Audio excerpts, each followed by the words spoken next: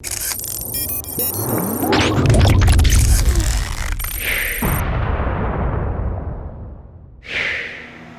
what is going on, everyone? Vega here for SerpentX Tech, and just bringing you a channel update.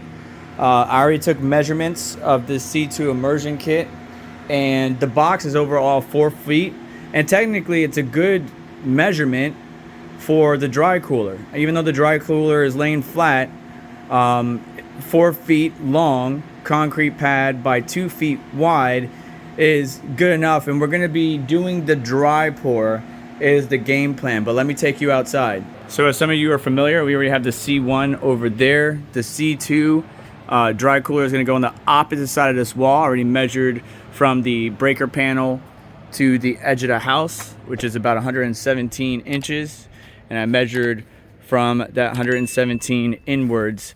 And because it is brick on the inside, you can see I used the actual breaking up to find out where the brick is. For example, here's the start of another brick. So starts there, ends there, starts here, ends there.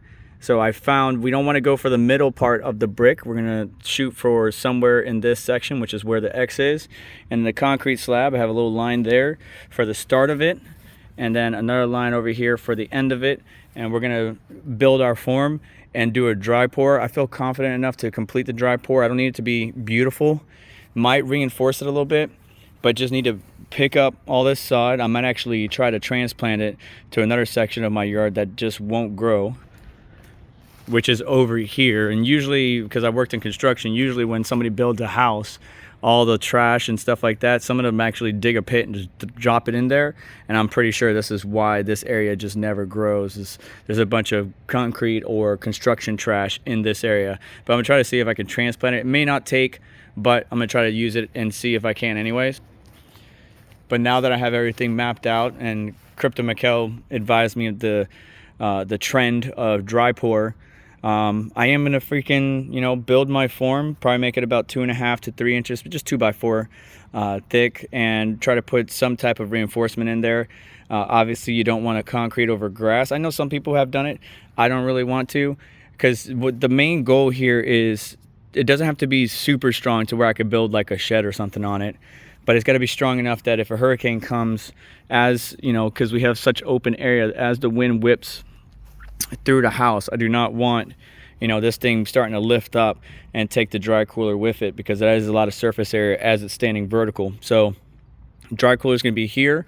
The copper fittings, from what I'm understanding, is going to be on this side, so I got to route the hoses and the power through that hole and then terminate into the PDU slash the inside immersion cooler. So that's the outside game plan.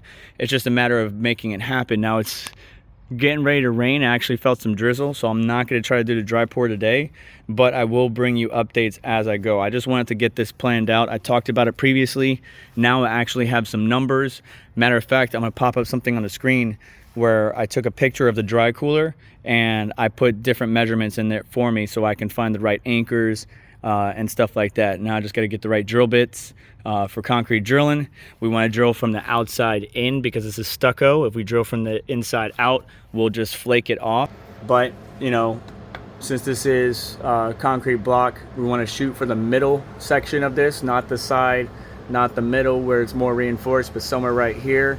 And then maybe I can find a PCB or something big enough for it to let those hoses and power cables to run through.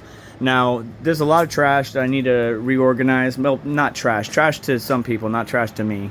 But I do want to get a new shelf, maybe move this somewhere else, and get a metal shelf that hopefully will have enough height on it to where the bottom shelf isn't doing anything.